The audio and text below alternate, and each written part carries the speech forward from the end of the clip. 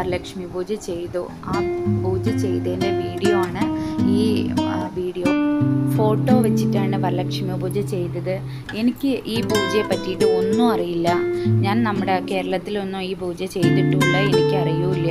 ഇവിടെ പുറത്തുള്ള വലിയ വയസ്സായ സ്ത്രീകളോടൊക്കെ ചോദിച്ചറിഞ്ഞ് അവരുടെ അടുത്ത് കുറേ എനിക്ക് സംശയങ്ങളുണ്ടായിരുന്നു. പക്ഷേ ഫോട്ടോ വെച്ചിട്ടാണ് വരലക്ഷ്മി പൂജ ചെയ്തത്.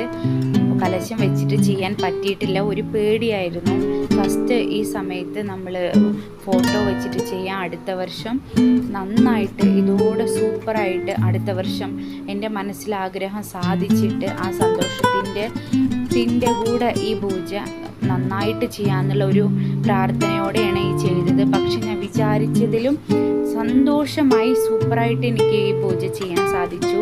ഭയങ്കര പൂജ ചെയ്യാൻ ഞാൻ വാങ്ങിയത് ഒരു ബ്ലൗസ് പീസ്, പിന്നെ വെറ്റില, പാക്ക്, കൺമഷി, ഒരു ചീർപ്പ്, വള, പിന്നെ കണ്ണാടി, ചെറിയ കണ്ണാടി, കൺമഷി, മൈലാഞ്ചി ഇല ഉണ്ടായിരുന്നു, അതുകൊണ്ട് മൈലാഞ്ചി, പിന്നെ മഹാലക്ഷ്മിക്ക് ഏറ്റവും ഇഷ്ടപ്പെട്ട നെല്ലിക്ക, നാരങ്ങ, ചന്ദനം, കുങ്കുമം, താലിക്കയറ്, പിന്നെ അതെല്ലാം നിറയെ വാഴയില എല്ലാം വാങ്ങി. അത് ആ തട്ടിലിരിക്കുന്നതൊക്കെ എല്ലാം പുതിയതാണ്.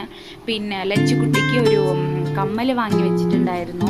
ഈ പോണ ആഴ്ചയാണ് ആ കമ്മൽ വാങ്ങിയത്. അപ്പോൾ അതുകൊണ്ട് ആ കമ്മലും ഇതുവരെ ലച്ചുകുട്ടി ഇട്ടിട്ടില്ല. അതുകൊണ്ട് ആ കമ്മലും മഹാലക്ഷ്മിയുടെ മുമ്പിൽ ഫസ്റ്റ് ആയിട്ട് അതായിട്ട് വെച്ചു. പിന്നെ താമരപ്പ് ഞാൻ ആദ്യമായിട്ടാണ് മഹാലക്ഷ്മിയുടെ ഫോട്ടോയുടെ മുമ്പിൽ താമരപ്പ് വെക്കുന്നത്. ഇതുവരെ ഞാൻ താമരപ്പൂ വെച്ചിട്ടില്ല.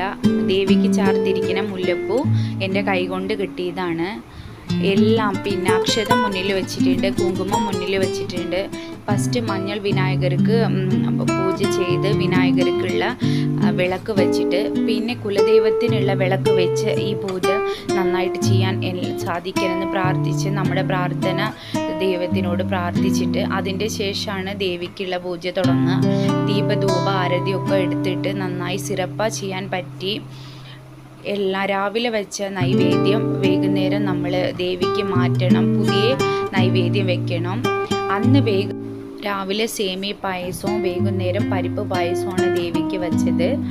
പിന്നെ ഇവിടെ അടുത്തുള്ള വീടുകളിലൊക്കെ സുമംഗലി പെണ്ണുങ്ങളെയൊക്കെ വിളിച്ചിട്ട് അവർക്ക് ബ്ലൗസ് ബിറ്റ്, അതേപോലെ താലിക്കയറ്, വള, കൺമഷി, മൈലാഞ്ചി ഇതെല്ലാം ചേർന്നിട്ടുള്ള ഒരു താമ്പൂലം കൊടുക്കാറുണ്ട്.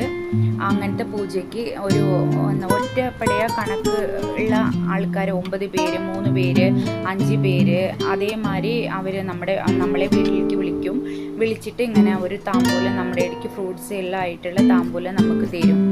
അങ്ങനെയാണ് ഇവിടെയൊക്കെ ചെയ്യാറ്. പക്ഷേ ഇപ്രാവശ്യം സിമ്പിളായിട്ട് അമ്മേനെ വിളിച്ചിട്ടുണ്ടായിരുന്നു. സിമ്പിളായിട്ടാണ് ചെയ്ത്. അടുത്ത വർഷം എല്ലാ വിധത്തിലും ദേവി എല്ലാം അനുഗ്രഹിച്ച് ആ പ്രാർത്ഥന നിറവേറ്റി തന്ന് ഞാൻ നന്നായിട്ട് ചെയ്യണം. ഭയങ്കര ഒരു സന്തോഷം എനിക്കിത് വീഡിയോയിൽ നിങ്ങളോട് പറയുമ്പോഴേ ഭയങ്കര ഒരു സന്തോഷമായിട്ടുണ്ട്. നിങ്ങൾക്ക് ആർക്കെങ്കിലും ഈ ചെയ്യാൻ പറ്റിയിട്ടില്ലെങ്കിൽ ഈ വെള്ളിയാഴ്ച ചെയ്താൽ മതി. എന്തായാലും ഈ വെള്ളിയാഴ്ച ചെയ്യണം, ചെയ്യാതിരിക്കരുത്. നല്ല ഒരു അനുഭവം തന്നെയാണ്. നന്നായിട്ട് ഇനി കൂടുതൽ ലക്ഷ്മി പൂജ വെള്ളിയാഴ്ചയെല്ലാം ചെയ്യാറുണ്ട്. പക്ഷേ ഇത് എനിക്ക് ഭയങ്കര ഒരു ഫസ്റ്റ് അനുഭവം നന്നായിട്ടുണ്ടായിരുന്നു. അടുത്ത വർഷം ഇതോടെ സൂപ്പറായി ചെയ്യണം. പിന്നെയും ഞാൻ അതാണ് ആവർത്തിച്ച് പറയണത്. നിങ്ങൾ ആരെങ്കിലും ചെയ്യാത്തവരുണ്ടെങ്കിൽ അടുത്ത വെള്ളിയാഴ്ച എന്തായാലും ചെയ്യണം.